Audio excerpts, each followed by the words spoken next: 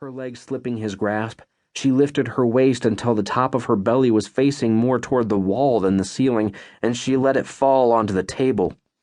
Her tailbone hit the tabletop like a hammer. A sticky sound escaped from between her legs. "I can't breathe with this mask on!" She screamed the words through her teeth, as if the pain and rage were phlegm stuck in her throat that she could spit out. "Get this damn thing off me!" She continued to writhe, kicking her legs. My brother and I tried to grab hold of them and regain control. I noticed that the sheet was soaking and slippery. A bitter smell made me retch. My mother, who'd wrapped her whole body around the fist, opened her mouth to cry out when she saw my sister lifting her free hand to the mask. She managed to snag her prosthetic nose. My father grabbed her wrist. She stretched her fingers out as far as they would go, trying to reach the mask, until Dad's knuckles went white and my sister's fingers stopped moving. She screamed again. This time it was a high-pitched scream that hurt my ears. My father dropped my sister's exhausted hand as if it was something foul. Bones banged against the table. "Stop being stupid. Your mother gave birth here." He glanced at me. "And she didn't make such a fuss. You're not a little girl anymore. At your age, your mother already had 2 children. "I was even younger," she elaborated. 26. My sister's legs relaxed. When she bent them, we were able to grab hold of them again. My father stood there and looked her up and down, from feet to head. He smiled. "Does it hurt?" My brother let out a guttural sound, one of his laughs that sounded like a donkey noise. Dad looked at him, not noticing the slow movement of her arm as my sister lifted it again. This time she was able to grasp the entire mask. She closed her hand on it. The scrape of the prosthetic material alerted my father.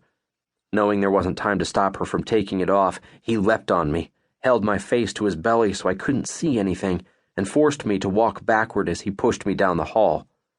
He opened the door to my room and sat me on the bottom bunk. "You've been lucky," he said to me. Then he turned his head toward the hall that led to the living room and shouted at my sister. "If you want the first thing that your child sees to be your deformed face, then go ahead." He looked back at me and put his thumbs over my eyes. "But I'll decide what my son sees." When my eyelids closed, a spot of light danced in the darkness inside my head. Lying face down on the living room floor, I rolled over so I could reach the patch of sun with my hand.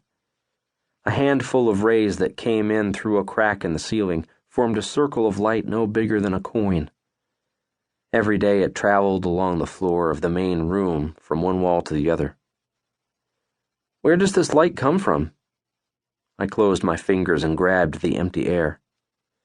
"Ask your father," Mom replied.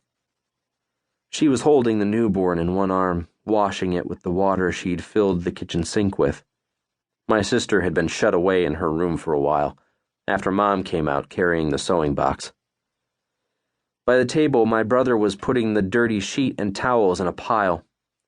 Frowning, his tongue poking out, he attempted to line up the corners of one of them.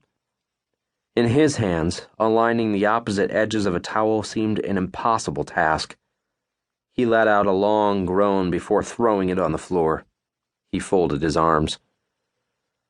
I opened and closed my hand, caressing the band of orange light, like a jet of water that didn't make you wet. My skin seemed even whiter and more translucent than it normally did.